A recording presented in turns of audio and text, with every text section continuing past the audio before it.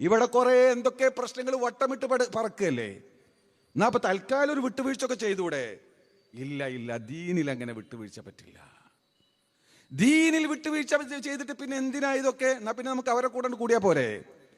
പരിശുദ്ധ ദീൻ അത് അതിൻ്റെതായ രൂപത്തിൽ വള്ളി പുള്ളി വ്യത്യാസമില്ലാതെ ഇവിടെ നിലനിൽക്കണം. സ്വലാത്ത് നിസ്കാരം നിലനിൽക്കുന്നത് പോലെ സകാത്ത് അത് ഇസ്ലാമിന്റെ അടിസ്ഥാനമാണ്. അത് അതിൻ്റെതായ രൂപത്തിൽ നിലനിൽക്കണം. അത് ഒന്നുകിൽ ഹാക്കിം പിരിക്കണം. ഹാക്കിം ഉണ്ടെങ്കിൽ, ഇസ്ലാമിക ഭരണാധികാരി ഉണ്ടെങ്കിൽ അവരാണത് പിരിച്ചു കൊടുക്കേണ്ടത്. അല്ലെങ്കിൽ സ്വന്തം കൊടുക്കണം. ഒരു സംഘടനക്കും സകാത്ത് പിരിച്ചു കൊടുക്കാനുള്ള അർഹത പരിശുദ്ധ ഇസ്ലാം വകവെച്ച് കൊടുത്തിട്ടില്ല എന്നത് ഓരോ മുസ്ലിമും ഓർക്കണം. വക്കാലത്ത് അത് വ്യക്തികൾക്കാണ്. അതിൻ്റെതായ ഒരുപാട് പരിമിതികളുണ്ട്. ആ പരിമിതിയിൽ നിന്ന് അത് വെച്ചുകൊണ്ട് ആ സക്കാത്തിന്റെ അർഹതപ്പെട്ടവർക്ക് ഈ സക്കാത്ത് മിൽക്കാക്കി കൊടുക്കണം. നമ്മുടെ ഇഷ്ടത്തിന് എന്തെങ്കിലുമൊക്കെ ചെയ്യാൻ പറ്റൂല. മുസ്തഹിഖീങ്ങളുടെ അവകാശമാണത്. സക്കാത്ത് നിർബന്ധമായി കഴിഞ്ഞാൽ അത് സക്കാത്തിന്റെ അവകാശികളുടെ അവകാശമാണ്. അത് അവരുടെ ഇഷ്ടം പോലെ അവർക്ക് വിനിയോഗിക്കാം. അതാണ് ദീനിന്റെ നിയമം. അത് മാറ്റിമറിച്ച് ജമാഅത്തെ ഇസ്ലാമിയുടെ ബൈത്തു സക്കാത്തിന് ഇത് എവിടെയൊക്കെയാണ് തീരുമാനിക്കേണ്ടത്, എവിടെയൊക്കെയാണ് ഇത് വിനിയോഗിക്കേണ്ടത് എന്ന് തീരുമാനിക്കാനുള്ള അവകാശം ഏത് ദീനാണ് വകവെച്ച് കൊടുത്തിട്ടുള്ളത് എന്ന് അവർ പറയണം. അവർക്ക് ഓശാന പാടുന്നവരും പറയണം. അവരതിന് ബാധ്യസ്ഥരാണ്.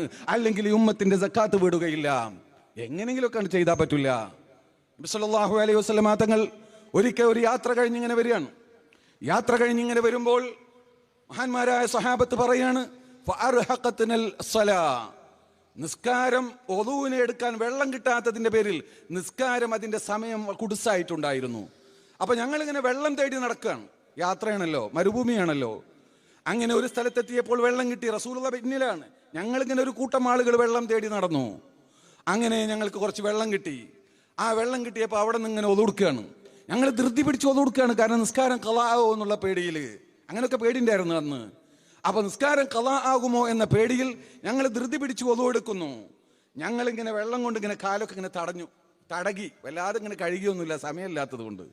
റസൂലുള്ളാഹി സ്വല്ലല്ലാഹു അലൈഹി വസല്ലമ തങ്ങൾ ഇത് കണ്ടുകൊണ്ട് പിന്നിലൂടെ വരുന്നു.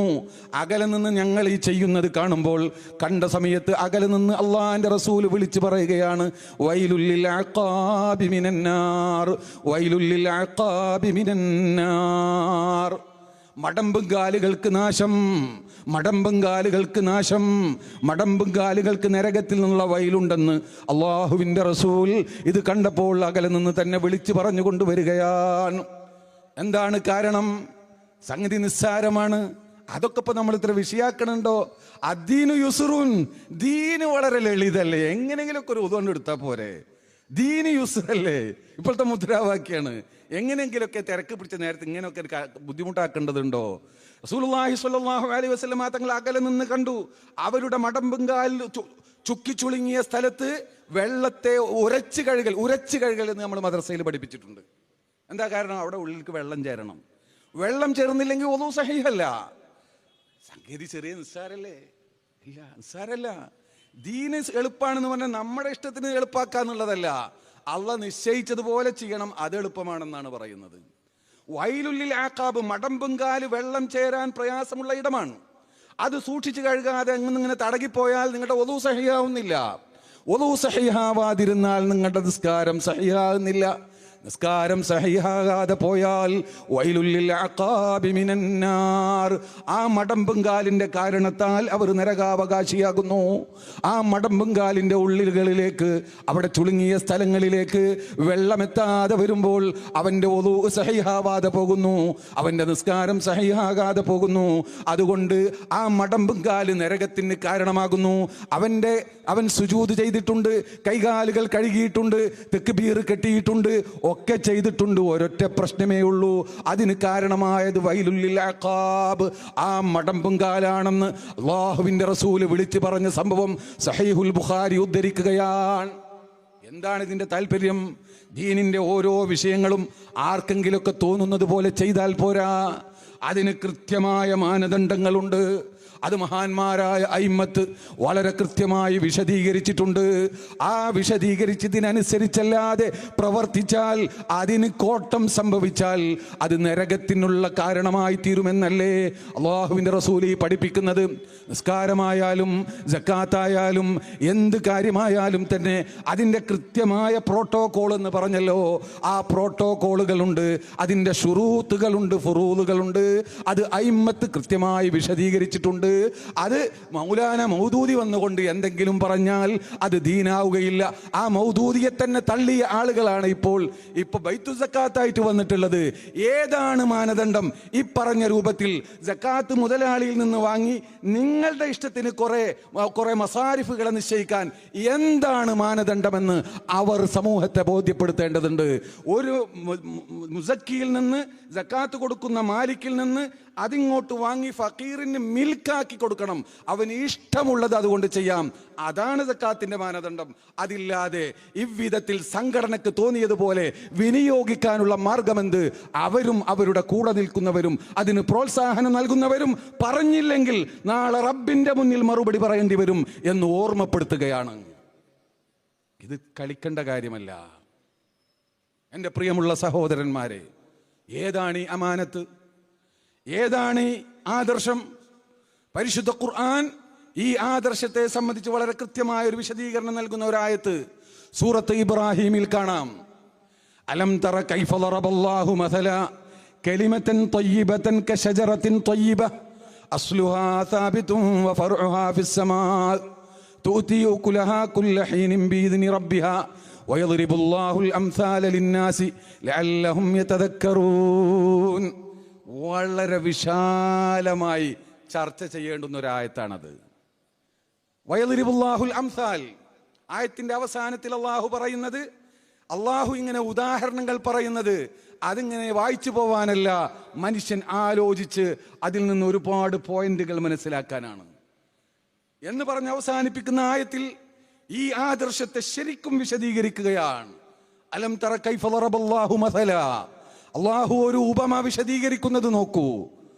കലിമത്തൻ ത്വയ്യിബ, കലിമത്തുൻ ത്വയ്യിബയ ലാ ഇലാഹ ഇല്ലല്ലാഹ് എന്ന ഈ ആദർശത്തെ, അത് കശജറത്തിൻ ത്വയ്യിബ, അതൊരു വിശുദ്ധമായ വൃക്ഷമാണ്, അതൊരു വിശുദ്ധമായ ഷജറയാണ്. കശജറത്തിൻ ത്വയ്യിബ, ത്വയ്യിബായ ഒരു വൃക്ഷം പോലെയാണ്. ഒരു വൃക്ഷമാകുമ്പോൾ അതിന് കൊമ്പും ചില്ലകളുണ്ടാകും, അതിനൊരു തടിയുണ്ടാകും, അതിന് വേരുണ്ടാകും, അത് കുഴിച്ചിടേണ്ട ഇടമുണ്ടാകും, കുഴിച്ചിടുമ്പോൾ സൂക്ഷിക്കേണ്ടുന്ന ചില വിഷയങ്ങളുണ്ടാകും.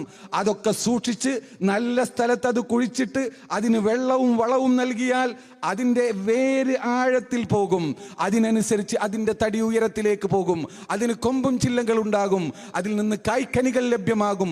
തൂത്തി ഉകുലഹ, അതുമുണ്ടായത്തിൽ ഞാൻ ഓതാൻ വിട്ടുപോയി. തൂത്തി ഉകുലഹ കുല്ല ഹീൻ, അതിൻ്റെ ഫലം സദാസമയം ലഭ്യമായി കൊണ്ടിരിക്കും എന്ന്. അപ്പോ ഷജറത്ത് കലിമത്തുൻ ത്വയ്യിബക്ക് ഒരു വേരുണ്ട്. ഇത് വെറുതെ അങ്ങ് പോകാനുള്ളതല്ല.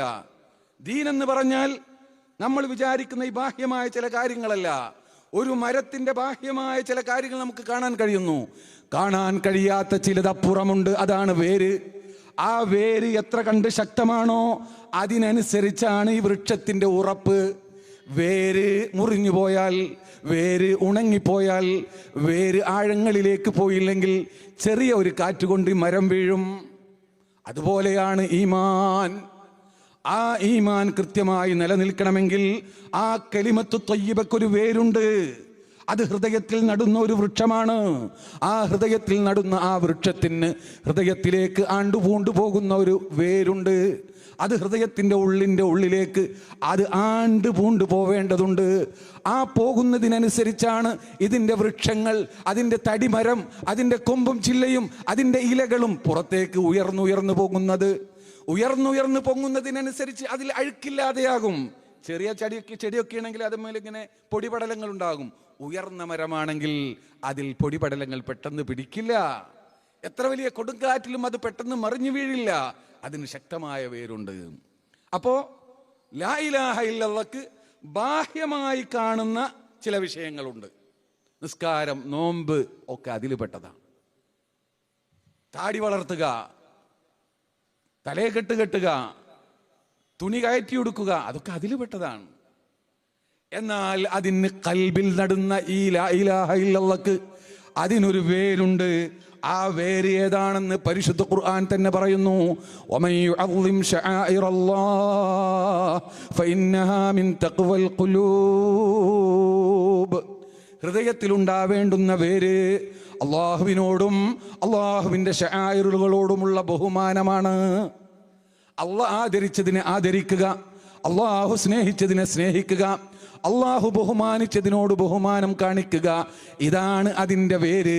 ആ ബഹുമാനം മനസ്സിൽ എത്രയുണ്ടോ അതിനനുസരിച്ചാണ് അതിൻ്റെ വേര് ഉള്ളിലേക്ക് പോകുന്നതും അതിനനുസരിച്ചാണ് ഇതിൻ്റെ കൊമ്പും ചില്ലകളും തടിയുമൊക്കെ പുറത്തേക്ക് ഉയർന്നുയർന്നു പോകുന്നതും. അതിൻ്റെ നിലനിൽപ്പും അതിൻ്റെ ശക്തിയും അതിൻ്റെ ഫലപ്രാപ്തിയുമൊക്കെ അതിനനുസരിച്ചാണ്. അള്ളാഹ് ബഹുമാനിച്ചതിനെ ബഹുമാനിക്കുക. സാധാരണക്കാരൻ്റെ ഈമാനിനെ പിഴപ്പിക്കാൻ പെട്ടെന്ന് അവനോട് നിസ്കരിക്കരുതെന്ന് പറഞ്ഞാൽ അവനെ കിട്ടൂല. പെട്ടെന്ന് അവനോട് അത്തരം കാര്യങ്ങളിൽ ആ താല്പര്യമുള്ള മുഅ്മിനിനെ അതിന് കിട്ടുകയില്ല. അതിന് ഇബ്ലീസ് കാണുന്ന പണിയാണ് അവൻ്റെ മനസ്സിൽ നിന്ന് ഈ ബഹുമാനത്തെ എടുത്തു കളയുക. ഈ ബഹുമാനത്തെ എടുത്തു കളയുക എന്നതാണ് ഇവിടെ വന്ന മുഴുവൻ പുത്തനാശയക്കാരും ചെയ്തത്. ആദ്യമായി വന്ന ആദ്യകാലങ്ങളിൽ വന്ന പുത്തനാശയക്കാർ ചെയ്തത് പരിശുദ്ധ ഖുർആനിനോടുള്ള ബഹുമാനത്തെ എടുത്തു കളയലായിരുന്നു. പരിശുദ്ധ ഖുർആൻ എന്ന് പറഞ്ഞാൽ നമുക്ക് എന്തൊരു ബഹുമാനാണ്. ഒതുല്ലാതെ നമ്മൾ തൊടില്ല, അതിൻ്റെ നേരക്ക് കാല് നീട്ടില്ല, അതിൻ്റെ മുകളിൽ മറ്റൊന്നും കയറ്റി വെക്കില്ല. എന്തൊരു ബഹുമാന! എന്താ കാരണം? ഇത് അള്ളാന്റെ കലാമാണ്. അള്ളാഹുവിൻ്റെ കലാമെന്ന് പറയുമ്പോൾ ഉണ്ടാകുന്നൊരു ബഹുമാനം ആദ്യമായി എടുത്തു കളയാൻ ശ്രമിച്ചു. പരിശുദ്ധ ഖുർആൻ അള്ളാന്റെ കലാമല്ല, അത് വെറും ഒരു സൃഷ്ടിയാണ്. ഈ മരം ഒരു സൃഷ്ടിയായതുപോലെ, നിങ്ങൾ ഒരു സൃഷ്ടിയായതുപോലെ വെറും ഒരു മഖ്ലൂഖ് മാത്രമാണെന്ന് ആദ്യമായി മുഅ്തസിലത്ത് പ്രഖ്യാപിച്ചു. അതിനു വേണ്ടി ഒരുപാട് പണ്ഡിതന്മാരെ നിർബന്ധിച്ചു, അതിന് കൂട്ടാക്കാത്തവരെ കൊന്നൊടുക്കി. അങ്ങനെയാണ് ആദ്യമായി ചരിത്രത്തിൽ ഭരണ സ്വാധീനത്തോടുകൂടെ വഹാബികൾ, അന്നത്തെ വഹാബികൾ, മുഅ്തസിലത്ത് എന്ന് പറയുന്ന ഒരു വിഭാഗം പരിശുദ്ധ ദീനിന്റെ അടിസ്ഥാനത്തിന് കോടാലി വെച്ചത്. തഅലീമു ശആഇർ എന്ന് പറയുന്ന ഹൃദയത്തിൽ ഉണ്ടാവേണ്ടുന്ന ആ ബഹുമാനം ഖുർആനിനോടില്ലാതായ പിന്നെ എളുപ്പമാണല്ലോ. ഈ മരം പോലത്തെ ഒരു മഖ്ലൂഖ്, ഈ കടലാസ് പോലത്തെ ഒരു കടലാസ്, അതാണ് പരിശുദ്ധ ഖുർആൻ എന്ന് പറഞ്ഞാൽ പിന്നെന്ത് ബഹുമാനമാണ് ഇതിനുള്ളത്? എന്നാൽ അതല്ല, അത് അല്ലാഹുവിൻ്റെ കലാമാകുന്നു. തൻസീലും മിൻ അസീസിൻ ഹകീം. الحمد لله الذي أنزل الكتاب على عبده أنزل القرآن على عبده أنزل على عبده الكتاب. അങ്ങനെ വിവിധ ആയത്തുകൾ കാണാം. അള്ളാഹുവിൻ്റെ കലാമിനെ മലക്ക് മുഖേന നബി സല്ലല്ലാഹു അലൈഹി വസല്ലം തങ്ങൾക്ക് ഇറക്കി കൊടുത്തതാണ്. ആയാതു ഹഖ്ഖിൻ മിനർ റഹ്മാനി മുഹ്ദസത്തുൻ ഖദീമത്തുൻ സിഫത്തുൽ മൗസൂഫി ബിൽ ഖിദമി. ആ വിധത്തിൽ നമ്മൾ ആദരിച്ചു വരുന്ന പരിശുദ്ധ ഖുർആൻ അത് അള്ളാഹുവിൻ്റെ കലാമാണ് എന്ന വിശ്വാസത്തെ എടുത്തു കളയാൻ വേണ്ടി വളരെ ശക്തമായ പ്രവർത്തനം നടത്തി. ഒരുപാട് പണ്ഡിതന്മാർ അതിനനുസരിച്ച് പറയേണ്ടി വന്നു.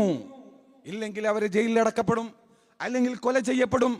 ബഹുമാനപ്പെട്ട ഇമാം ദഹബി ഒക്കെ പറയുന്നുണ്ട്, അഹ്മദ് ഇബ്നു നളർ അൽ ഖുസാഇ എന്ന് പറയുന്ന മഹാനായ പണ്ഡിതൻ, വാസിഖ് എന്ന് പറയുന്ന ഭരണാധികാരി, അയാളോട് ഖുർആൻ മഖ്ലൂഖാണെന്ന് പറയാൻ പറഞ്ഞു. വാസിഖ് ഈ മഹാനായ ഇമാമിനോട് അദ്ദേഹം പറഞ്ഞു, ഞാനത് പറയില്ല, അത് അള്ളാഹുവിൻ്റെ കലാമാണ്. അവസാനം ആ വാസിഖ് മഹാനായ അഹ്മദ് റളിയല്ലാഹു തആല അൻഹുവിനെ കൊല്ലാൻ കൽപ്പിച്ചു. പണ്ഡിതന്മാർ പറയാണ്, സമയത്തു അഹ്മദ് ബിൻ നസ്ർ എന്നിങ്ങനെ പറഞ്ഞുകൊണ്ട് പറയുകയാണ്, ബഹുമാനപ്പെട്ടവർ, സമയത്തു ജഅഫർ ഇബ്നു മുഹമ്മദ് അസ്സായിഖ് റഅയ്തു അഹ്മദ് ബിൻ നസ്ർ ഹീന ഖുതില ഖാല റഅസുഹു ലാ ഇലാഹ ഇല്ലല്ലാഹ്. അഹ്മദ് നസ്റിന്റെ തലവെട്ടി വീഴുന്ന സമയത്ത് ആ തല ലാ ഇലാഹ ഇല്ലല്ലാഹ് എന്ന് പറയുന്നത് ഞങ്ങൾ കേട്ടു എന്ന്. എന്നിട്ടോ ഈ തലവെട്ടി എന്ന് മാത്രമല്ല, ബഗ്ദാദിന്റെ മധ്യത്തിൽ ഒരു വലിയ കുന്തം നാട്ടിക്കൊണ്ട് അതിൻ്റെ മുകളിൽ ഈ തല മറ്റുള്ള പണ്ഡിതന്മാർക്ക് ഒരു ഭീഷണിയായിക്കൊണ്ട്, ഒരു താക്കീതായിക്കൊണ്ട് ഈ തല നാട്ടി ദിവസങ്ങളോളം വെച്ചു എന്നാണ്.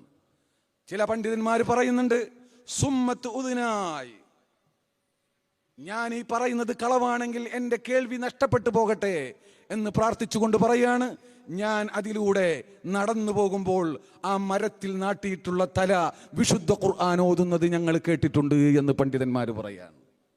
ആ നിലക്ക് അല്ലാഹു അദ്ദേഹത്തെ ആദരിച്ചു. എന്തിനു വേണ്ടി? അഹ്ലുസുന്നത്തി വൽ ജമാഅത്തിന്റെ നിലനിൽപ്പിന് വേണ്ടി ജീവൻ പണയം വെച്ചതുകൊണ്ട്, അതിന് സന്നദ്ധനായപ്പോൾ. എന്നാൽ ഈ വാസിഖ് എന്ന് പറഞ്ഞാൽ ഒരു തരം ഇരുമ്പ് ശരീരമായിരുന്നു എന്നാണ് പറയുന്നത്. അദ്ദേഹം ചെറുപ്പത്തിൽ തന്നെ മരണപ്പെട്ടു പോയി, കൂടുതൽ ഭരിക്കാൻ കഴിഞ്ഞില്ല.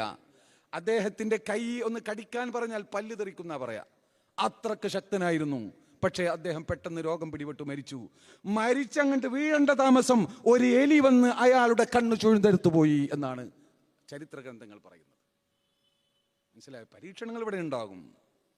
പക്ഷേ അല്ലാഹു ആഖിറത്തിലാണ് അതിനൊക്കെ യഥാർത്ഥ അർത്ഥത്തിൽ കൊടുക്കുക. ഈ വിധത്തിൽ എത്രയെത്ര പണ്ഡിതന്മാർ, ബഹുമാനപ്പെട്ട അഹ്മദ് ബിൻ ഹംബലിന്റെ ചരിത്രം നമുക്കറിയാം, ഞാൻ നീട്ടിപ്പരത്തി പറയുന്നില്ല. ഇങ്ങനെ ബഹുമാനിക്കപ്പെടേണ്ടുന്ന വസ്തുക്കളോട് ഉള്ള ബഹുമാനത്തെ എടുത്തു കളയുക എന്നതാണ് ഏതൊരു ബിദ്അത്തുകാരും ആദ്യം ചെയ്യുന്ന പണി. അത് വേരാണ്. വേരങ്ങോട്ട് പോയാൽ പിന്നെ തടി വീഴ്ത്താൻ എളുപ്പമാണ്. അത് സാധാരണയിലൊന്നും പറ്റില്ലെങ്കിലും ആ മരിക്കണ നേരത്തെങ്കിലും ഇബ്ലീസ് വന്ന് ഒന്ന് ഊതിയാൽ മതി, മരണ്ട് വീഴും. അള്ളാഹു കാത്തു രക്ഷിക്കുമാറാവട്ടെ. ആ സമയത്ത് ആ ഇബ്ലീസിന്റെ ഊത്തുകൊണ്ട് ഈ മരം വീഴാതിരിക്കണമെങ്കിൽ യുസബ്ബിതുല്ലാഹു അല്ലദീന ആമനു ബിൽ ഖൗലി സാബിതി ഫിൽ ഹയാത്തി ദുനിയ വഫിൽ ആഖിറ. ഹൃദയത്തിൽ അത് സ്ഥലം പിടിച്ച് സാബിതായിട്ടുണ്ടെങ്കിൽ മരിക്കുന്ന സമയത്തും മരണശേഷവും അള്ളാഹു അവനെ രക്ഷിക്കും എന്നാണ്. അപ്പൊ കൽബിൽ അവിടെ സാബിതാവേണ്ടത് സാബിതായിരിക്കണം, അതിലൊരു കുറവും വരുത്താൻ പറ്റുകയില്ല എന്ന്. അപ്പോ നമ്മുടെ ദീനിന്റെ പരിശുദ്ധമായ ശരീഅത്തിന്റെ വേരാണ് മഹാന്മാരോടുള്ള ബഹുമാനം എന്ന് പറയുന്നത്. ആ ബഹുമാനം യഥാർത്ഥ അർത്ഥത്തിൽ ഉണ്ടെങ്കിൽ ഈമാൻ സലാമത്താകാനുള്ള സാധ്യത വളരെ കൂടുതലാണ്. ഞാൻ രണ്ട് ഉദാഹരണം പറയാം. രണ്ടും സഹീഹായ ഹദീസിൽ വന്നതാണ്. മഹാന്മാരായ സഹാബത്ത് പറയാണ്, ഒരു മനുഷ്യനുണ്ടായിരുന്നു ഞങ്ങളുടെ കൂട്ടത്തിൽ. അദ്ദേഹത്തിൻ്റെ പേര്, ഞങ്ങളയാളെ കുന്നാനുലഖിബുഹു ഹിമാറ, ഞങ്ങളയാളെ ഹിമാർ എന്ന് വിളിക്കും. അങ്ങനത്തെ ഒരു തരം പോയത്തൊക്കെ ചെയ്യുന്ന ആളാണ്. ഹിമാർ കഴുതാന്നറിയില്ലേ? അപ്പം ഞങ്ങൾ കഴുതാന്നൊക്കെ വിളിക്കുന്ന ഒരാളുണ്ടായിരുന്നു. മൂപ്പര് എപ്പോഴും ഇവിടെ മദീനയിലുള്ള ആളല്ല, വളരെ ദൂരെ താമസിക്കുന്ന ആളാണ്. പക്ഷെ ഇടയ്ക്കിടയ്ക്ക് റസൂലുള്ളാഹിനെ കാണാൻ വരും. അപ്പം നല്ല തമാശ പറയും. റസൂലുള്ള പൊട്ടിച്ചിരിക്കും. റസൂലുള്ള അപൂർവമാണ് പൊട്ടിച്ചിരിക്കല്. അപ്പം മൂപ്പരുടെ ഒരു പ്രത്യേകത പറയുന്നത്, കാന യുദ്ഹിക്കുൻ നബിയ്യ സ്വല്ലല്ലാഹു അലൈഹി വസല്ലം, റസൂലുള്ളാഹിനെ ചിരിപ്പിക്കാറുണ്ടായിരുന്നു. റസൂലുള്ളാഹിനെ പൊട്ടിച്ചിരിപ്പിക്കുന്ന തമാശ പറയും. ബുഖാരി ഒക്കെ റിവായത്ത് ചെയ്തുള്ള സംഭവമാണ്. പക്ഷെ അതിൽ വേറെ റിവായത്തിൽ വന്ന ഒരു കഥ വേണമെങ്കിൽ ഞാൻ പറഞ്ഞുതരാം. ഒരിക്കൽ അദ്ദേഹം ഇങ്ങനെ വന്നപ്പോൾ അദ്ദേഹം റസൂലുള്ളാഹിക്ക് ഗിഫ്റ്റായിട്ട് കുറച്ച് തേന് കൊണ്ടുവന്നു. അപ്പോൾ റസൂലുള്ളാഹി വാങ്ങി. അങ്ങനെ പിന്നെ പോയി. പിന്നെ മാസങ്ങൾക്ക് ശേഷം പിന്നെ മൂപ്പര് വന്നു.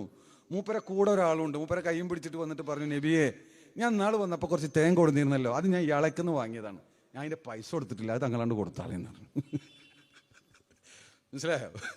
ഞാൻ അതിൻ്റെ പൈസ കൊടുത്തിട്ടില്ല, അത് തങ്ങളാണ്ട് കൊടുത്തോളെന്ന് പറഞ്ഞു. തങ്ങൾ ചിരിച്ചു കൊടുത്തു. അപ്പോൾ ഇങ്ങനത്തെ ഒരു തരം സഫാഹത്തൊക്കെ കാട്ടുന്ന ആളാണ്. പിന്നെ വേറെ ചില കുറവുകളുണ്ട്. മൂപ്പര് പുതിയ ഇസ്ലാമിയാണ്, പുതു മുസ്ലിമാണ്. അദ്ദേഹം എപ്പോഴും റസൂലുള്ളാഹിയുടെ തിരുസന്നിധിയിൽ ഇരുന്ന് കിട്ടുന്ന ആ ഒരു ആത്മീയ ഔന്നത്യം, ചൈതന്യമൊന്നും അവർക്ക് കിട്ടിയിട്ടില്ല. അതിൻ്റെ ഒരു കുറവുണ്ട്. അങ്ങനെ കള്ളുകൂടി ഹറാമാക്കി. പക്ഷെ മൂപ്പർക്ക് പെട്ടെന്ന് അങ്ങോട്ട് വിടാൻ പറ്റുന്നില്ല. അങ്ങനെ ഒരു ദിവസം കള്ളു കുടിച്ചപ്പോഴാണ് റസൂലുള്ളാഹിനെ ഓർമ്മ വന്നത്. അപ്പോൾ കള്ളു കുടിച്ച് ആ രൂപത്തിൽ റസൂലുള്ളാഹിയുടെ അടുത്തേക്ക് വന്നു. അപ്പോൾ സഹാബത്തിന് മനസ്സിലായി ഇയാൾ കുടിച്ചിട്ടുണ്ടെന്ന്. അപ്പോൾ റസൂലുള്ളാഹിയോട് വിവരം പറഞ്ഞു. അപ്പോൾ റസൂലുള്ളാഹി തഅസീർ, ശിക്ഷിക്കാൻ പറഞ്ഞു, അദ്ദേഹത്തെ അടിക്കാൻ പറഞ്ഞു. അദ്ദേഹത്തിന് കൃത്യമായ ഒരു അടിയുണ്ട്, അടിച്ചു. അങ്ങനെ മൂപ്പര് അടി കിട്ടി സന്തോഷത്തോടെ തിരിച്ചുപോയി. പിന്നെ മറ്റൊരിക്കൽ വന്നു, അപ്പോഴും കുടിച്ചിട്ടുണ്ട്. അപ്പോഴും റസൂലുള്ളാഹി അദ്ദേഹത്തെ അടിക്കാൻ പറഞ്ഞു. അയാളെ അടിച്ചു. അപ്പോൾ ഈ അടിക്കാൻ ഇത്ര എളുപ്പമൊന്നുമല്ല, കുറച്ച് പണിയുണ്ടല്ലോ. അപ്പോൾ സഹാബത്തിന് ഇത് ഇഷ്ടപ്പെട്ടില്ല പലതുകൊണ്ടും. റസൂലുള്ളാഹിയുടെ അടുത്തേക്ക് കള്ളു കുടിച്ചിട്ട് വരിക എന്ന് പറയുമ്പോൾ അവിടെ റസൂലുള്ളാഹിയുടെ കൂടെ ഇരിക്കുന്നവർക്ക് അത് ഉൾക്കൊള്ളാൻ കഴിഞ്ഞില്ല. അപ്പോൾ രണ്ടാമതും ഇങ്ങനെ വന്നപ്പോൾ സദസ്സിൽ നിന്ന് ഒരാൾ പറഞ്ഞു, ലഅനഹുല്ലാഹ് മാ അക്സറ മാ യുഅ്താ ബി, അല്ലാഹു അയാളെ ശപിക്കട്ടെ, എത്ര വട്ടമായി ഇങ്ങനെ വന്ന് അടിക്കേണ്ടി വരുന്നു. മാ അക്സറ മാ യുഅ്താ ബി, എത്ര വട്ടമായി ഇങ്ങനെ വരുന്നു. അതുകൊണ്ട് അള്ളാഹു അദ്ദേഹത്തെ ശപിക്കട്ടെ എന്ന് അയാൾക്കെതിരിൽ ദുആ ചെയ്യുകയാണ്. ലഅനത്ത് എന്ന് പറഞ്ഞാൽ റഹ്മത്തിന്റെ നേരെ എതിര്, അള്ളാഹുവിന്റെ റഹ്മത്തിനെ തൊട്ട് അകറ്റട്ടെ എന്നാണ് അതിൻ്റെ അർത്ഥം. എന്ന് വെച്ചാൽ പിന്നീട് ആഖിബത്ത് നന്നല്ല, പിന്നീട് അവന് രക്ഷയില്ല. അള്ളാഹുവിൻ്റെ റഹ്മത്തുണ്ടെങ്കിൽ മാത്രമേ ഇന്നല്ലെങ്കിൽ നാളെ തൗബ ചെയ്യാൻ ഭാഗ്യമുണ്ടാകൂ, ഈമാനോടുകൂടെ മരിക്കാൻ ഭാഗ്യമുണ്ടാകൂ. ലഅനത്ത് എന്ന് പറയുന്നത് ഒരു വ്യക്തിയെ പറ്റി പറയാൻ പാടുള്ളതല്ല, നിശ്ചിത ചില ഘട്ടങ്ങളിൽ മാത്രമാണ് അത് അനുവദിച്ചിട്ടുള്ളത്. മഹാനായ റസൂലുള്ളാഹി സ്വല്ലല്ലാഹു അലൈഹി വസല്ലമ തങ്ങൾ ഇത് കേട്ട മാത്രയിൽ റസൂലുള്ളാഹി അല്പം ഗൗരവത്തിൽ പറഞ്ഞു, ലാ തൽഅനൂ വലാ തുഈനൂ അലൈഹി ശൈത്താൻ. നിങ്ങൾ അയാളെ ശപിക്കല്ലേ. ശരിയാണ്, അയാൾ ഒരു തെറ്റ് ചെയ്തു, ആ തെറ്റിനുള്ള ശിക്ഷ നമ്മൾ കൊടുക്കേണ്ടത് നമ്മൾ കൊടുക്കുന്നു. ഇനി നാളെ മഹ്ശറയിൽ അള്ളാഹു ഒരു പക്ഷേ ശിക്ഷിക്കാം, അല്ലെങ്കിലോ അയാൾ തൗബ ചെയ്യാം, അള്ളാഹു പുറത്തു കൊടുക്കാം. അതൊക്കെ അള്ളാഹിന്റെ ഇഷ്ടമാണ്. അതൊരു തെറ്റാണ്. തെറ്റിന് ഇവിടെ കൊടുക്കേണ്ട ശിക്ഷ നമ്മൾ ശിക്ഷിച്ചു. പക്ഷേ റഹ്മത്തിനെ തൊട്ട് അകറ്റാൻ വേണ്ടി പ്രാർത്ഥിക്കരുത്. വലാ തുഈനൂ അലൈഹി ശൈത്താൻ, അയാൾക്കെതിരിൽ പിശാചിനെ നിങ്ങൾ സഹായിക്കരുത്. അങ്ങനെ അയാളെ റഹ്മത്തിനെ തൊട്ട് അകറ്റട്ടെ എന്ന് പറയുന്നത് പിശാചിനെ സഹായിക്കലാണ്, അത് പിശാചിന് ഇഷ്ടമാണ്. അങ്ങനെ നിങ്ങൾ ചെയ്യരുത് എന്ന് പറഞ്ഞുകൊണ്ട് ഒന്നുകൂടെ പറയുന്നു, ഇന്നഹു മാ അലിംതു യുഹിബ്ബുല്ലാഹ വറസൂലഹു. അദ്ദേഹം ഇന്നഹു മാ അലിംതു യുഹിബ്ബുല്ലാഹ വറസൂലഹു, ഞാൻ അറിഞ്ഞിടത്തോളം ഈ മനുഷ്യൻ തെറ്റ് സംഭവിക്കുന്നുണ്ടെങ്കിലും യുഹിബ്ബുല്ലാഹ വറസൂലഹു, അള്ളാഹിനെയും റസൂലിനെ ഇഷ്ടപ്പെടുന്ന മനുഷ്യനാണ്. വേരുണ്ട്, തടിയിലും കൊമ്പിലൊക്കെ കുറച്ച് കുറവുണ്ട് എന്ന് മാത്രം. അത് ശരിയായിക്കോളും, ശരിയാവാൻ സാധ്യത ഉണ്ട്. വേരുണ്ട്. അള്ളാഹിനെയും റസൂലിനെ സ്നേഹിക്കുക, ബഹുമാനിക്കുക, ബഹുമാനിക്കേണ്ടതിനെ ബഹുമാനിക്കുക, സ്നേഹിക്കേണ്ടതിന് അത് മനസ്സിന്റെ തഖ്വയാണ്. അത് അദ്ദേഹത്തിലുണ്ട്. അതുകൊണ്ടല്ലേ എൻ്റെ അടുത്ത് ഇടയ്ക്ക് വരുന്നത്, അതുകൊണ്ടല്ലേ അദ്ദേഹം ഗിഫ്റ്റ് കൊണ്ടുവരുന്നത്. അതൊക്കെ എന്നോടുള്ള ഇഷ്ടമാണ്, റസൂലിനോടുള്ള സ്നേഹം, ആ മഹബ്ബത്തും ആ തഅളീമും ഒക്കെ അദ്ദേഹത്തിന്റെ മനസ്സിലുണ്ട്. ആ ഷജറത്തുൻ ത്വയ്യിബയാകുന്ന കലിമത്തുൻ ത്വയ്യിബയുടെ വേര് ആ മനുഷ്യന്റെ ഖൽബിലുണ്ട്. അതുകൊണ്ട് നന്നാവാനുള്ള സാധ്യത വളരെ കൂടുതലാണ്. നിങ്ങൾ അദ്ദേഹത്തിന് ശപിച്ചുകൊണ്ട്, അദ്ദേഹത്തിനെതിൽ പ്രാർത്ഥിച്ചുകൊണ്ട് അതില്ലായ്മ ചെയ്യരുത് എന്ന് അല്ലാഹുവിന്റെ റസൂൽ സ്വല്ലല്ലാഹു അലൈഹി വസല്ലമ തങ്ങൾ സഹാബത്തിനെ പഠിപ്പിക്കുകയാണ്. വലിയ പാഠമല്ലേ സുഹൃത്തുക്കളെ? അതാണ് നമ്മൾ പറഞ്ഞത്. ഈ വേരാണ് ആദ്യം മുബ്തദികൾ മുറിക്കുക. തബ്ലീഗുകാരൻ മുറിച്ചത് അതാണ്. അസ്സലാത്തു അസ്സലാമു അലൈക അയ്യുഹൻ നബിയ്യു എന്ന് അള്ളാഹുവിന്റെ റസൂലിന്റെ പേര് പറഞ്ഞുകൊണ്ട്, റസൂലിനെ നേരിട്ട് വിളിച്ചുകൊണ്ട് സലാം പറയുന്ന ഒരു രംഗമുണ്ട് പരിശുദ്ധമായ നിസ്കാരത്തിൽ. നമ്മളുടെ ഖുശൂഇന്റെ ഏറ്റവും ചെറിയ രൂപം എന്താണ്? ആ പറയുന്നത് മനസ്സിലും നമ്മൾ ഹാദിറാക്കുക എന്നുള്ളതാണ്. നമ്മൾ നാക്കുകൊണ്ട് പറയുന്നത് മനസ്സുകൊണ്ട് കൂടി പറയുക എന്നുള്ളതാണ്. എന്താണോ പറയുന്നത് അത് മനസ്സുകൊണ്ട് ഓർക്കുക എന്നതാണ്. അസ്സലാമു അലൈക, അങ്ങയുടെ മേൽ സലാം ഉണ്ടാവട്ടെ. അയ്യുഹൻ നബിയു, ഓ നബിയായിട്ടുള്ളവരെ എന്ന് വിളിച്ചുകൊണ്ട് നമ്മൾ പറയുമ്പോൾ ആ നബിയെ നമ്മൾ ഓർക്കുന്നു. ഉഹ്ദുറു ശഖ്സഹുൽ കരീം, ഇമാം ഗസാലി തങ്ങൾ പറഞ്ഞതുപോലെ ആ ശരീരരൂപം ഇങ്ങനെ നിൽക്കുന്നത് പോലെ തോന്നി, എന്നിട്ട് സലാം പറയുന്ന പറഞ്ഞത്. അങ്ങനെയല്ലേ ചെയ്യേണ്ടത്? തബ്ലീഗുകാരൻ പറഞ്ഞു, ആ സമയത്ത് അയ്യുഹൻ നബിയു എന്ന് പറയുമ്പോൾ നബിയെ ഓർക്കുന്നതിനേക്കാൾ നല്ലത് കഴുതയെ ഓർക്കലാണെന്ന് പറഞ്ഞത് ഈ താടി നീട്ടി വളർത്തി നടക്കുന്ന തബ്ലീഗുകാരന്റെ നേതാവാണ്. ഇതിനെ സമസ്തക്ക് അംഗീകരിച്ചു കൊടുക്കാൻ പറ്റില്ല. അവരുടെ താടി കണ്ട് വഞ്ചിതരാകുന്നവരുണ്ട്, അവരുടെ ദഅവത്ത് കണ്ട് വഞ്ചിതരാകുന്നവരുണ്ട്, അവരുടെ നിസ്കാരക്കുപ്പായവും അവരുടെ നല്ല സ്വഭാവമൊക്കെ കാണുമ്പോൾ വഞ്ചിതരാകുന്നവരുണ്ട്. പക്ഷേ സമസ്ത അതിന്റെ ബാഹ്യഭാഗം നോക്കിയിട്ടല്ല തീരുമാനം പറയുക. വേരറുത്തു അവർ തൗഹീദിന്റെ കലിമത്തുൻ തയ്യിബയുടെ വേരറുത്തു. അതുകൊണ്ട് അവരെ ഉൾക്കൊള്ളാൻ സാധ്യമല്ല. അവരുടെ നിസ്കാരമൊന്നും വേണ്ട വിധത്തിൽ ഫലിപ്പിക്കുകയില്ല എന്നർത്ഥം. പിന്നെ അതിനെ പണ്ഡിതന്മാര് അതിനെ വിമർശിച്ചപ്പോ ദേവബന്ദി പണ്ഡിതനായ ഖാരി മുഹമ്മദ് തയ്യിബ് അതിനെ ന്യായീകരിച്ചുകൊണ്ട് പുസ്തകം എഴുതുകയാണ് ചെയ്തത്. നിങ്ങൾ ഓർക്കണം, ഒരു മുസ്ലിമായ മനുഷ്യന് ഇത് ഉൾക്കൊള്ളാൻ സാധിക്കുമോ? ഇതൊക്കെ ഒരു സാമ്പിളുകളാണ്. നമ്മളിതൊക്കെ പിന്നെ പറയുമ്പോൾ എന്തിനാ ഇങ്ങനെയൊക്കെ പ്രശ്നം ഉണ്ടാക്കുന്നത്? അവർക്ക് അവരെ വഴി, നമുക്ക് നമ്മുടെ വഴി എന്ന് വെച്ചാൽ പോരെ. പറ്റൂല. ഇഷ്ടമുള്ളവരും അവരെ വഴിയായിട്ട് പോയിക്കോട്ടെ. സമുദായത്തെ ഇത് ബോധ്യപ്പെടുത്തൽ നമ്മുടെ കടമയാണ്. അതിനാണ് സമസ്ത ഇവിടെ രൂപീകരിക്കപ്പെട്ടത്. ബഹുമാനപ്പെട്ട നബി സല്ലല്ലാഹു അലൈഹി വസല്ലമ തങ്ങളോടുള്ള ബഹുമാനം, അത് അതിൻ്റെതായ അർത്ഥത്തിൽ ഇവിടെ നിലനിൽക്കണം. ബഹുമാനപ്പെട്ട നബി സല്ലല്ലാഹു അലൈഹി വസല്ലമ തങ്ങളെ സംബന്ധിച്ച് സൂറത്തുൽ അൻആമിൽ പറയുന്നുണ്ടല്ലോ, الذين يتبعون الرسول النبي الأمي الذي يجدونه مكتوبا عندهم في التوراة والإنجيل എന്ന് തുടങ്ങി 157-ാമത്തെ ആയത്തിൽ പറയുന്നുണ്ട്. ആ ആയത്തിന്റെ വ്യാഖ്യാനം നോക്കേണ്ടതാണ് പണ്ഡിതന്മാർ. എന്താണ് ആ പറയുന്നത്?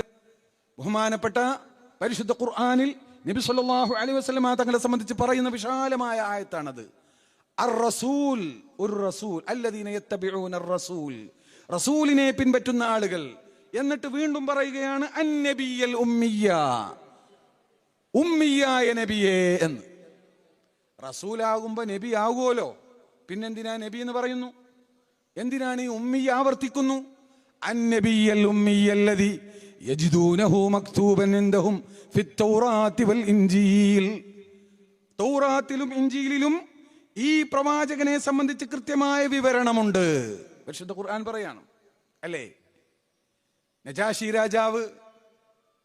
രാജാവ് ക്രിസ്ത്യാനിയായിരുന്നു. ഹബിഷ്യ ഭരിച്ചിരുന്ന നജാശി രാജാവിന്റെ അടുത്തേക്ക് മക്കയിൽ നിന്ന് കുറെ മുസ്ലിമുകൾ ഹിജ്റ പോയിട്ടുണ്ടായിരുന്നു. അവരവിടെ സുഖമായി ജീവിച്ചു. ഇതറിഞ്ഞ മക്ക മുശ്രിക്കീങ്ങൾ അവരെ അവിടെ നിന്ന് തിരിച്ചു കൊണ്ടുവരാൻ വേണ്ടി രാജാവിനെ പറഞ്ഞ് ഇവരെ പറ്റി മോശമായി അവതരിപ്പിച്ച് അവരെ തിരിച്ചു കൊണ്ടുവന്ന് വീണ്ടും പ്രയാസപ്പെടുത്താൻ വേണ്ടി തീരുമാനിച്ചു. ആളയച്ചു. മന്ത്രിമാർക്കും പാതിരിമാർക്കും കുറെ ഗിഫ്റ്റ് കൊടുത്തു. അങ്ങനെ അവരൊക്കെ സ്വാധീനിച്ചുകൊണ്ട് രാജാവിന്റെ സന്നിധിയിൽ ചെന്നുകൊണ്ട്, ഞങ്ങളുടെ നാട്ടിൽ കുഴപ്പമുണ്ടാക്കിയ കുറെ ആളുകൾ ഇങ്ങോട്ട് വന്നിട്ടുണ്ട്, അവരെ നിങ്ങൾ ഇവിടെ നിന്ന് തിരിച്ചയക്കണം, അല്ലെങ്കിൽ നിങ്ങളുടെ നാട്ടിലും കുഴപ്പമുണ്ടാവും എന്ന്. അങ്ങനെ ചില ആൾക്കാർ പറയാറുണ്ടല്ലോ, നിങ്ങളുടെ നാട്ടിലും കുഴപ്പമുണ്ടാവും എന്ന് പറഞ്ഞു. അപ്പൊ രാജാവ് ഞാൻ അന്വേഷിക്കട്ടെ എന്ന് പറഞ്ഞു. രാജാവ് അവരെ വിളിച്ചു വരുത്തി. ജഅഫർ ഇബ്നു അബീ ത്വാലിബ് റളിയല്ലാഹു അൻഹുവിന്റെ നേതൃത്വത്തിൽ അവർ രാജാവിന്റെ തിരുസന്നിധിയിലേക്ക് കടന്നു ചെന്നു. രാജാവ് എല്ലാ കാര്യങ്ങളും അന്വേഷിച്ചു. നബി സല്ലല്ലാഹു അലൈഹി വസല്ലമ തങ്ങളെ സംബന്ധിച്ച് അന്വേഷിച്ചു. അവരുടെ പ്രബോധനത്തെ സംബന്ധിച്ച് അന്വേഷിച്ചു. മക്കയിലെ അവസ്ഥയെ സംബന്ധിച്ച് അന്വേഷിച്ചു. വളരെ കൃത്യമായി ഓരോ കാര്യങ്ങളും വിശദീകരിച്ചു. അതെല്ലാം കേട്ട സന്ദർഭത്തിൽ നജാശി രാജാവ് പറഞ്ഞത് എന്താണെന്നറിയോ? വല്ലാഹി നീ കുന്തു അഅലമു അന്നഹു റസൂലുള്ളാഹ്, ഇങ്ങനെ ഒരു റസൂൽ വരാനുണ്ടെന്നും അത് ആ റസൂലാണെന്നും എനിക്കറിയാമായിരുന്നു. ആ റസൂലാണ് നിങ്ങൾ ഈ പറയുന്ന റസൂല് എന്നെനിക്ക് ബോധ്യപ്പെട്ടിരിക്കുന്നു. അതുകൊണ്ട് അഷ്ഹദു അല്ലാ ഇലാഹ ഇല്ലല്ലാഹ് വഅഷ്ഹദു അന്ന മുഹമ്മദർ റസൂലുള്ളാഹ് എന്ന് ഞാൻ പ്രഖ്യാപിക്കുന്നു എന്ന് അദ്ദേഹം ഷഹാദത്ത് കലിമ ചൊല്ലി. എന്നിട്ട് ഒന്നുകൂടെ പറഞ്ഞു, വല്ലാഹി ലൗലാ മാ അന ഫീഹി മിനൽ മുൽക്കി, ഈ രാജാധികാരത്തിന്റെ ഈ ഉത്തരവാദിത്വം അതൊരു വലിയ ഉത്തരവാദിത്വമാണ്. ഈ അധികാരത്തിന്റെ ഉത്തരവാദിത്വം എനിക്കില്ലായിരുന്നുവെങ്കിൽ ലഅതൈതുഹു, ആ പ്രവാചകനെ കാണാൻ ഞാൻ മക്കയിലേക്ക് പോകുമായിരുന്നു. ഞാൻ അങ്ങനെ പോയി, ഞാൻ ആ പ്രവാചകന്റെ തിരുസന്നിധിയിലാണെങ്കിൽ ലഹമൽതു അലൈഹി, ആ പ്രവാചകന്റെ ചെരുപ്പെടുത്തുകൊണ്ട് ആ പ്രവാചകന്റെ പിന്നാലെ നടക്കുന്ന ഒരു ഖാദിമായി ആ പ്രവാചകന്റെ ചെരുപ്പെടുത്ത് ഞാൻ നടക്കുമായിരുന്നു എന്ന് പറഞ്ഞത് ഒരു രാജ്യത്തിന്റെ ഭരണാധികാരിയായ നജാശി രാജാവാണ്. കാരണം അദ്ദേഹം വേദഗ്രന്ഥങ്ങളിൽ നിന്ന് മുഹമ്മദ് മുസ്തഫ സല്ലല്ലാഹു അലൈഹി വസല്ലമ തങ്ങൾ ആരാണെന്ന് മനസ്സിലാക്കിയവരാണ്. റസൂലുള്ള ആരാണെന്ന് മനസ്സിലാക്കിയാൽ ആ സ്ഥാനത്തിന്റെ മുന്നിൽ പ്രവാചക പുമേനയുടെ തിരുസന്നിധിയിൽ ചെരുപ്പെടുത്ത് നടക്കാൻ മാത്രമേ ഇവിടുത്തെ ചക്രവർത്തിമാരും ഇവിടുത്തെ പ്രധാനമന്ത്രിമാരും ഇവിടുത്തെ ഹുക്കമാവും ഇവിടുത്തെ ഹാക്കിമീങ്ങളും ശാസ്ത്രജ്ഞന്മാരും ഒക്കെയുള്ളൂ എന്ന് മനസ്സിലാക്കി നജാശി രാജാവ്. അതുകൊണ്ടാണ് പറഞ്ഞത്, ലൗ കുന്തു ഇൻദഹു, ഞാൻ ആ പ്രവാചകന്റെ തിരുസന്നിധിയിലാണെങ്കിൽ ആ പ്രവാചകന്റെ ചെരുപ്പെടുത്ത് പിന്നാലെ നടക്കുമായിരുന്നു ഞാൻ എന്ന് പറഞ്ഞത്. അബൂ നുഐം റിപ്പോർട്ട് ചെയ്യുന്ന മറ്റൊരു റിപ്പോർട്ടിൽ കാണാം, ലൗ കുന്തു ഇൻദഹു ലഖബ്ബൽതു അലൈഹി, ഞാൻ ആ തിരുസന്നിധിയിലാണെങ്കിൽ, പ്രവാചക തിരുസന്നിധിയിൽ എനിക്ക് എത്തിപ്പെടാൻ കഴിഞ്ഞിരുന്നുവെങ്കിൽ അവർ കാലിൽ ധരിച്ച ചെരുപ്പെടുത്ത് ഞാൻ ചുംബിക്കുമായിരുന്നു എന്ന്. നോക്ക്, അന്നബിയ്യൽ ഉമ്മിയല്ലദീ യജിദൂനഹു മക്തൂബൻ ഇൻദഹും ഫിത്തൗറാത്തി വൽ ഇൻജീൽ, തൗറാത്ത് ഇൻജീലിൽ കൃത്യമായി രേഖപ്പെടുത്തിയിട്ടുണ്ടെന്ന് പരിശുദ്ധ ഖുർആൻ പറഞ്ഞതിന്റെ സാക്ഷാത്കാരമാണ് നമ്മൾ ഇവിടെ കണ്ടത്. ഇതേപോലെ ഹെർക്കുലീസ് രാജാവ് പറയുന്നതും കാണാം, റോമൻ ചക്രവർത്തി പറയുന്നതും കാണാം. ഹെറഖൽ സഹീഹുൽ ബുഖാരിയിൽ കാണാം. ഞാൻ അങ്ങനെ നീട്ടി പറയുന്നില്ല. ആ നിലക്കുള്ള നബി സല്ലല്ലാഹു അലൈഹി വസല്ലമ തങ്ങളെ സംബന്ധിച്ച് പിന്നീട് പറയുന്നത് അന്നബിയൽ ഉമ്മി, അന്നബിയുൽ ഉമ്മി എന്നാണ്, ഉമ്മിയായ റസൂൽ. എന്താണത് പറയാൻ കാരണം? മഹാനായ ഇമാം ബൈളാവി തങ്ങൾ പറയുന്നു, അൽഹാറു ഷറഫിൽ മുസ്തഫ സല്ലല്ലാഹു അലൈഹി വസല്ലം അന്നബിയുൽ ഉമ്മി. റസൂലുള്ളാഹിയുടെ മഹത്വങ്ങളിൽ ഏറ്റവും വലിയ മഹത്വമാണ് ഉമ്മിയാവുക എന്നുള്ളത്. എന്താണ് അതിന്റെ അർത്ഥം? എന്താണ് ആ വാക്കിന്റെ അർത്ഥം? സൂറത്തുൽ അൻആമിലെ 157-ാമത്തെ ആയത്തിൽ ഇങ്ങനെ പറഞ്ഞു. പിന്നീട് തൊട്ടടുത്ത ആയത്തിൽ വീണ്ടും പറയുന്നുണ്ട്, ഖുൽ യാ അയ്യുഹന്നാസ് ഇന്നി റസൂലുള്ളാഹി ഇലൈക്കും ജമീഅ അല്ലദീ ലഹു മുൽക്കുസ് സമാവാതി വൽ അർദ് ലാ ഇലാഹ ഇല്ലാ ഹുവ യുഹ്യി വയുമീത് ഫആമിനൂ ബില്ലാഹി വറസൂലിഹി അന്നബിയിൽ ഉമ്മി എന്ന് വീണ്ടും ആവർത്തിക്കുന്നു. മറ്റുള്ളതൊന്നും പറയുന്നില്ല. ബഹുമാനപ്പെട്ട പണ്ഡിതന്മാർ പറയുന്നു, ഇഖ്തസറ മിനസ് സിഫാത്തിൽ മദ്കൂറ, നേരത്തെ ഒരുപാട് വിശേഷണങ്ങൾ പറഞ്ഞതിൽ നിന്ന് ഉമ്മി എന്ന് പറയുന്ന വിശേഷണം മാത്രം ഇവിടെ എടുത്തു പറയാനുള്ള കാരണം ലിഅന്നഹാ അജല്ലുൽ ഔസാഫ്, അല്ലാഹുവിന്റെ റസൂലിന്റെ മഹത്വങ്ങളിൽ ഏറ്റവും വലിയ മഹത്വം ആ ഉമ്മിയായിരിക്കുക എന്നുള്ളതാണ്. കാരണം എന്താണ് കാരണം? وأدلها على حقيته وذلك أنه لم يتفق له مطالعة كتاب ولا مصاحبة معلم لأنه ما كانت مكة എന്നിങ്ങനെ തുടങ്ങിക്കൊണ്ട് ബഹുമാനപ്പെട്ട ഇമാം നൈസാബൂരി അടക്കമുള്ള ആളുകൾ പറയുന്നു. ഇമാം ബൈളാവി പറഞ്ഞു വെക്കുന്നത്, ബഹുമാനപ്പെട്ട നബി സല്ലല്ലാഹു അലൈഹി വസല്ലം തങ്ങൾ, അവരുടെ മഹത്വം എല്ലാവർക്കും അറിയാം. അവരുടെ ഇൽമിന്റെ ആഴപ്പരപ്പൊന്നും ആർക്കും അളന്നു തീർക്കാൻ സാധ്യമല്ല. അവരുടെ മഹത്വങ്ങളെല്ലാം അറിയാം, നമുക്കെല്ലാവർക്കും അറിയാം. ലോകം മുഴുവനും പറഞ്ഞു അവരുടെ യഥാർത്ഥ വിശേഷണം നമ്മൾക്ക് ഉൾക്കൊള്ളാൻ കഴിഞ്ഞിട്ടില്ല എന്ന്. പക്ഷേ ഇതൊക്കെ എവിടെ നിന്ന് കിട്ടി? ഇതൊക്കെ എവിടെ നിന്ന് സമ്പാദിച്ചു? അതാണ് ഉമ്മി പറയുന്നത്. ഐ ബൽ ലഹറ അലൈഹി കുല്ലു മാ ലഹറ മിൻ ഖിബലിഹി സുബ്ഹാനഹു വ തആല, അത് മുഴുവനും അല്ലാഹ് നേരിട്ട് കൊടുത്തതാണ് എന്നാണ് ഉമ്മിയുടെ അർത്ഥം.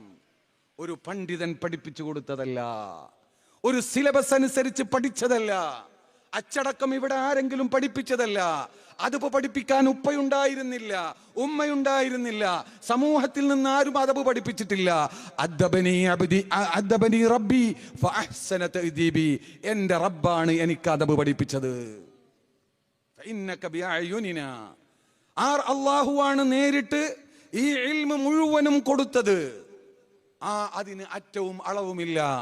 ഇவ்விധത്തിൽ അല്ലാഹുവിന്റെ റസൂലിന്റെ ഇൽമ്, അല്ലാഹുവിന്റെ റസൂലിന്റെ മഹത്വം, അത് മുഴുവനും അല്ലാഹു സുബ്ഹാനഹു വ തആല നേരിട്ട് നൽകിയ ആ മഹത്തായ ആ അവസ്ഥയിലേക്കാണ് ഉമ്മി എന്ന പദം സൂചിപ്പിക്കുന്നത്.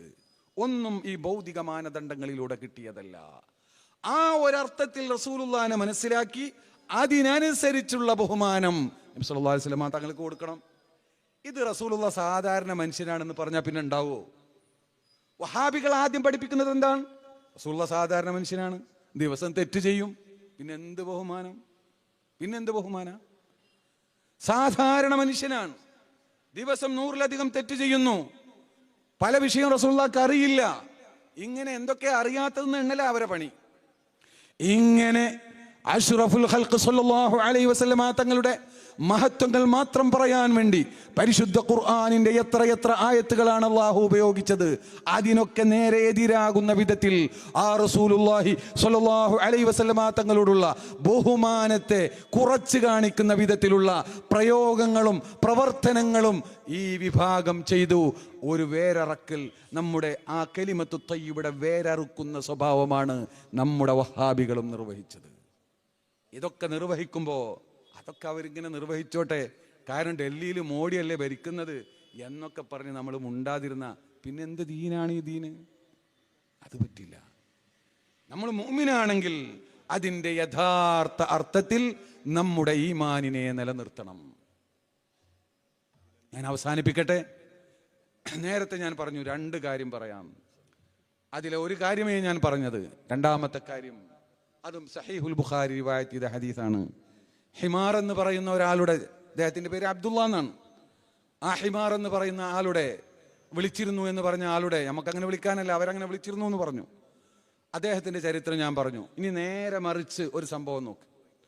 ബഹുമാനപ്പെട്ട നബി സല്ലല്ലാഹു അലൈഹി വസല്ലമ തങ്ങളുടെ അരികിലേക്ക് യമനിൽ നിന്ന് കുറച്ച് സ്വർണം കൊണ്ടുവന്നു, തിബിർ, കട്ടിപ്പൊന്ന് കൊണ്ടുവന്നു എന്നാണ്. അത് ശുദ്ധീകരിക്കാത്ത തനി പൊന്ന്.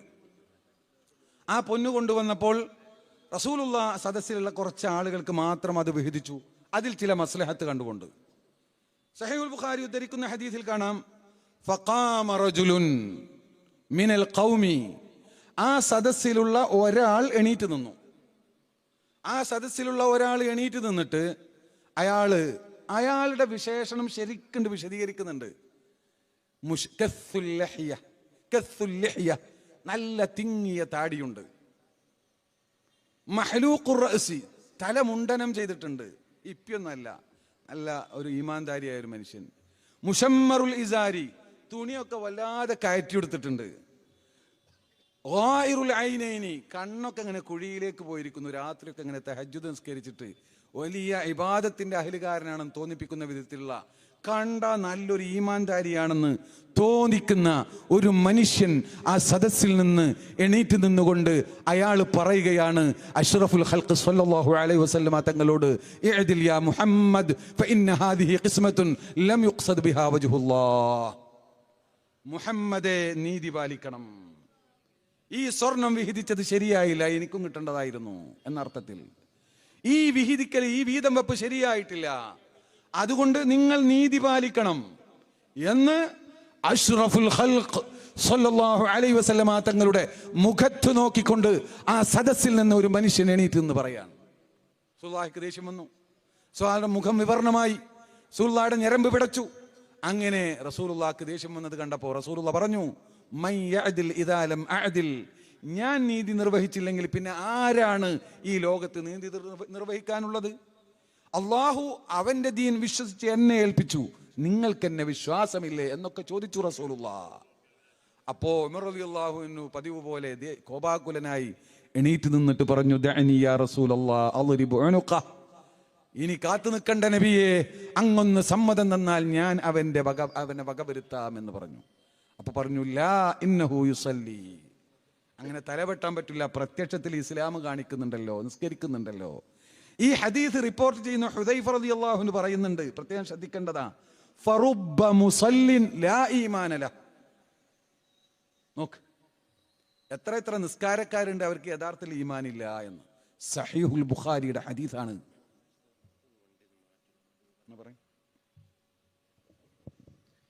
KL 72A4038 എന്ന നമ്പർ നിലവിൽ പാർക്ക് ചെയ്ത സ്ഥലത്ത് നിന്ന് മാറ്റി പാർക്ക് ചെയ്യണമെന്ന് അറിയിക്കുന്നു. KL 72A4038 എന്ന നമ്പറിലുള്ള വാഹനം നിലവിൽ പാർക്ക് ചെയ്തിരിക്കുന്നിടത്തിൽ നിന്ന് മാറ്റി പാർക്ക് ചെയ്യണമെന്ന് അറിയിക്കുന്നു. റുബ്ബ മുസല്ലിൻ ലാ ഈമാനല്ല, നിസ്കരിക്കുന്നൊക്കെ ഉണ്ടായിരിക്കും, വലിയ താടിയൊക്കെ ഉണ്ടാവും, പക്ഷെ ഈമാൻ ഉള്ളിലില്ല.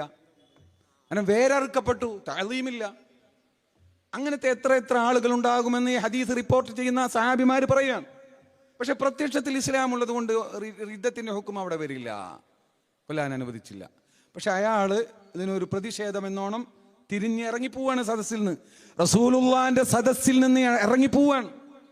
അപ്പൊ റസൂലുള്ള അയാളുടെ മുതുകിലേക്ക് നോക്കിയിട്ട് പറയാണ്, ഇയാളുടെ മുതുകിൽ നിന്ന് ഇനി ചില ആളുകൾ വരാനുണ്ട്. അവരുടെ നിസ്കാരം കാണുമ്പോൾ നിങ്ങൾക്ക് തോന്നും നമ്മുടെ നിസ്കാരം ഒന്നുമല്ല, നല്ല നിസ്കാരക്കാരാണ് അവർ ഖുർആൻ ഓതുന്നത് കാണുമ്പോൾ എത്ര നല്ല മനുഷ്യന്മാര്, നന്നായി ഖുർആൻ ഓതുന്നുണ്ടല്ലോ.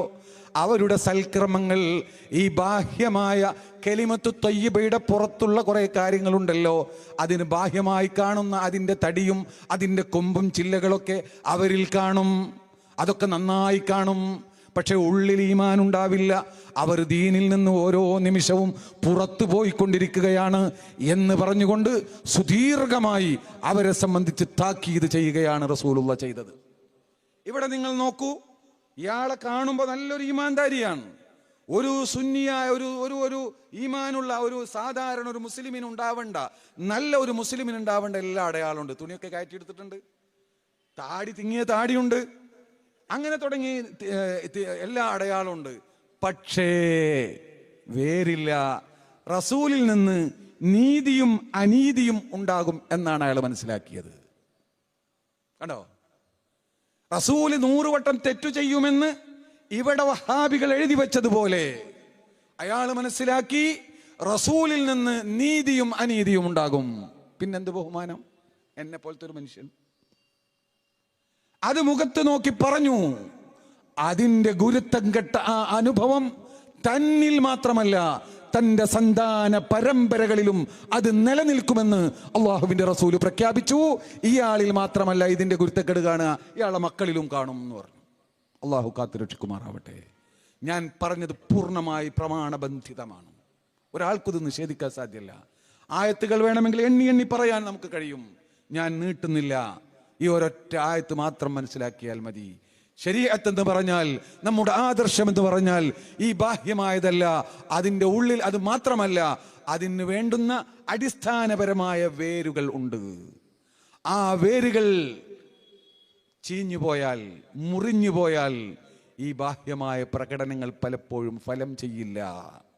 അതുകൊണ്ട് സമസ്ത കേരള ജംഇയ്യത്തുൽ ഉലമ ബാഹ്യമായ നമ്മുടെ നിസ്കാരം, നമ്മുടെ നോമ്പ്, അതൊക്കെ വളരെ കൃത്യമായി ശരിയായ രൂപത്തിൽ എങ്ങനെ നിർവഹിക്കണമെന്ന് ചെറുപ്പം മുതലേ മദ്രസയിലും പിന്നീട് കോളേജുകളിലും പിന്നീട് ക്ലാസ്സുകളിലും ഒക്കെ നമ്മെ പഠിപ്പിച്ചു കൊണ്ടിരിക്കുമ്പോഴും അതുകൊണ്ട് മാത്രം നിർത്താൻ പറ്റില്ല.